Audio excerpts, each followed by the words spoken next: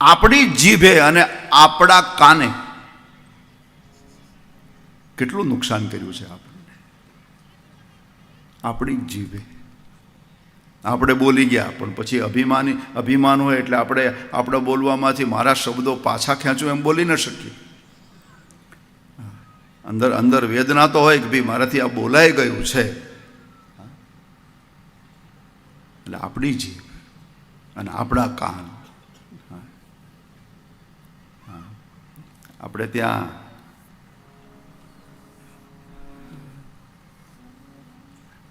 કાચા કાન એવો શબ્દ આવ્યો છે. કાચા કાન, કાનનો કાચો માણસ.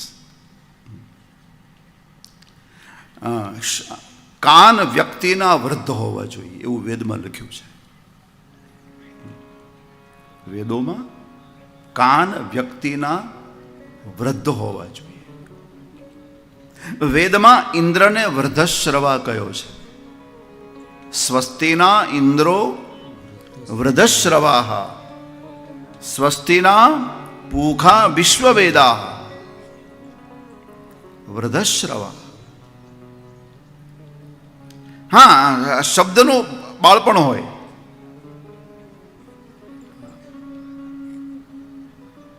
શબ્દની જુવાની પણ હોય અને શબ્દનું વૃદ્ધપણું હોય. શબ્દનું વૃદ્ધપણું,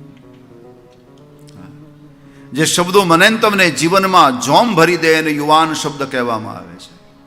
અને જે શબ્દ નિર્દોષતાથી બોલવામાં આવે છે, નિર્દોષતાથી, એ શબ્દનું ભોળપણ છે, શબ્દનું બાળપણ છે.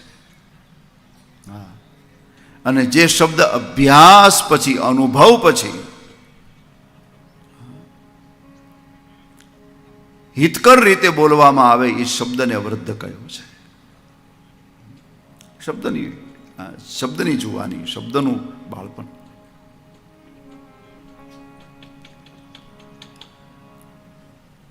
માં બાર વાસણ માંજતી હતી અને બે નાના છોકરા 8-10 વર્ષના. એમાં મોટા ભાઈએ નાના ભાઈને કીધું કે બા બહાર છે, આપણે રસોડામાં જઈને સાકર ખાઈ લઈએ. પેલા મોટાને એમ થયું કે જો હું એકલો ખાઉં તો નાનો કહી દેશે, એટલે પહેલા એને ખવડાવી કે તું ખા ખાંડ સાકર. પછી પોતે ખાધી. પછી કીધું કે જો બાને કહેતો નહીં. એટલે મોઢું સાફ કરીને બંને બહાર આવ્યા. નાનો બોલ્યો, બા અમે કંઈ સાકર નથી ખાધી.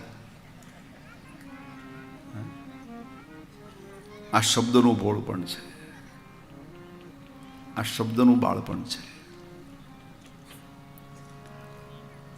માં રાજી થાય.